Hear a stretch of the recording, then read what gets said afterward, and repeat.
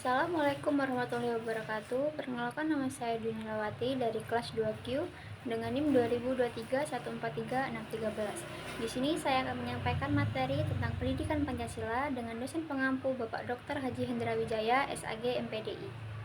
Baik, materi yang pertama adalah mengidentifikasi tata urutan peraturan perundangan RI. Tata urutan peraturan perundang-undangan di Indonesia terdiri atas beberapa jenis yang diatur dalam Pasal 7 Ayat 1 Undang-Undang Nomor 12 Tahun 2011.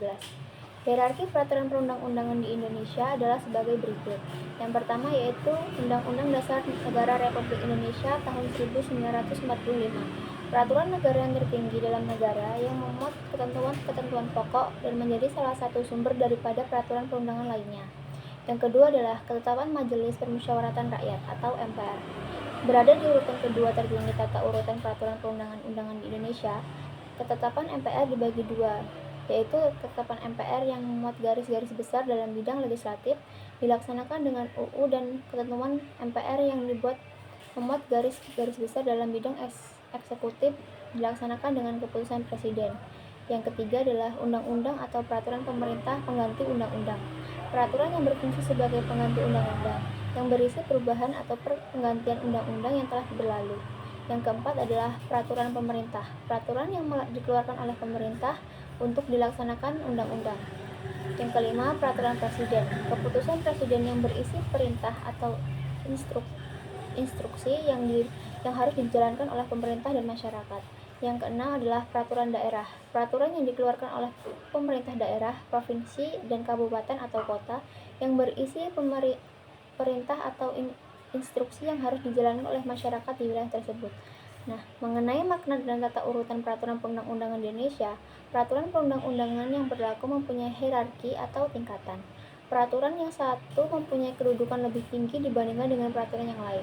Tata urutan ini perlu dilakukan sesuai dengan prinsip-prinsip atau asas umum yang berlaku dalam hukum. Baik, yang kedua adalah mendeskripsikan alasan terjadinya perubahan UUD 1945 setelah reformasi. Perubahan Undang-Undang Dasar 1945 setelah reformasi terjadi sebagai respon terhadap tuntutan reformasi pada waktu itu. Tuntutan tersebut dipengaruhi oleh praktek penyelenggaraan negara pada masa pemerintahan rezim Soeharto, serta adanya kelemahan sistematika dan substansi UUD pasca perubahan seperti inkonsisten, keracuan sistem pemerintah, dan sistem ketatanegaraan yang tidak jelas. Pengaruh tersebut dilakukan dengan tujuan untuk penyempurnaan beberapa aturan dasar seperti tatanan negara, kedaulatan rakyat, HAM, pembagian kekuasaan, eksistensi negara demokrasi dan hukum. Amandemen UUD 1945 juga dilakukan untuk mempertegas filosofis, historis, yuridis, sosiologis, politis, dan teoritis negara. Perubahan terhadap UUD 1945 baru dilakukan ketika era reformasi dimulai, setelah kekuasaan Presiden Soeharto berakhir pada tahun 1998. Baik, yang terakhir adalah mengklarifikasikan isi Undang-Undang 1945 setelah amandemen. Setelah amandemen, Undang-Undang Dasar 1945 memiliki struktur yang terdiri dari 21 bab, 73 pasal, 170 ayat, 3 pasal aturan peralihan, dan 2 pasal aturan tambahan. Pasca amandemen, terdapat perubahan signifikan dalam Konstitusi Indonesia yang mencakup pembatasan kekuasaan presiden, memperluas otonomi daerah, dan desentralisasi, penegakan hak asasi manusia, serta demokrasi proses pemilihan.